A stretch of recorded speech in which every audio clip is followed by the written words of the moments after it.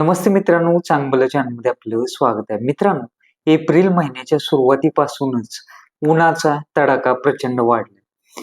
विदर्भात सूर्य अक्षरशः आग ओकतोय. अकोल्यात तापमानाचा पारा 46.9 अंश सेल्सिअसवर जाऊन पोहोचलाय. तर तिकडे उत्तर प्रदेशातही तापमान 45 ते 46 अंशावर पोहोचले. या भयंकर उष्णतेमुळे केवळ दिवसच नाही तर रात्रीचं तापमानही प्रचंड वाढले.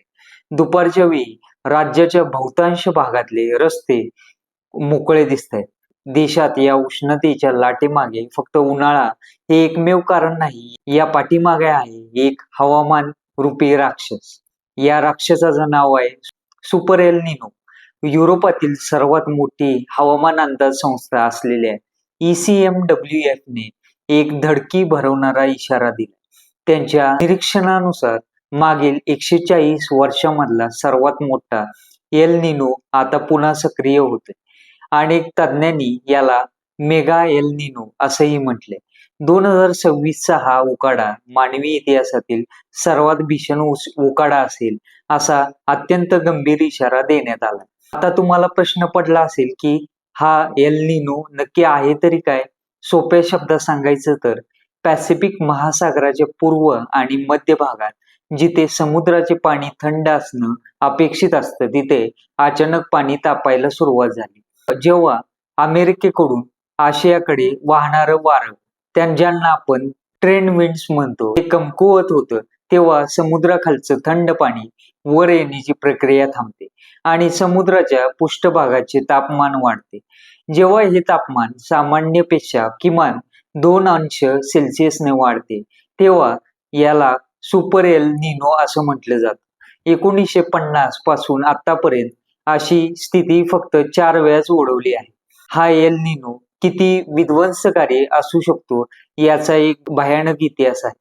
साधारण 150 वर्षापूर्वी 1877 ते 78 मध्ये पृथ्वीने सर्वात भीषण एल निनो अनुभवला होता. तेव्हा प्रदीर्घ दुष्काळ आणि उष्णतेच्या लाटांमुळे जगभरात तब्बल 3 ते 4 कोटी लोकांचा बळी गेला होता.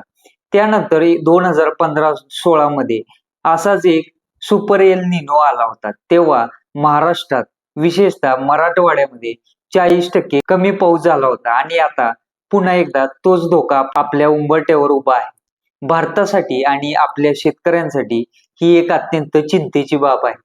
भारतीय हवामान विभागाने IMD ने जाहीर केले की 2026 मधील नैऋत्य मान्सून सामान्यपेक्षा कमी म्हणजेच 92% इतकाच असेल. ईशान्य आणि दक्षिणेचा काही भाग सोडला तर संपूर्ण भारतात पावसाचं प्रमाण कमी असण्याची शक्यता आहे. देशातही जवळपास 60% शेतकरी खरीप पिकांसाठी पूर्णपणे मान्सूनवर अवलंबून आहे. मान्सूनच्या काळात हा एल निनो अधिक तीव्र होणार असल्याचा इशारा अमेरिकेच्या NOAA संस्थेने दिलाय.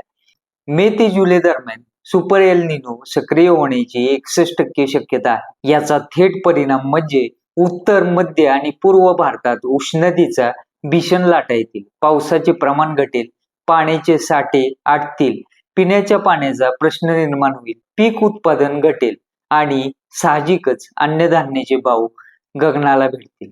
थोडक्यात सांगायचं तर जागतिक तापमानवाढीच्या पार्श्वभूमीवर हा सुपर एल निनो अतिशय भयंकर रूप धारण करताना दिसणार आहे. हवामानाचे हे रौद्र रूप पाहता आतापासूनच पाण्याचे योग्य नियोजन आणि सावधगिरी बाळगणे ही काळाची गरज मानली आहे. चॅनल नवीन असेल तर सबस्क्राईब करा. व्हिडिओ जास्तीत जास्त तुमच्या मित्रांपर्यंत शेअर नक्की करा. धन्यवाद.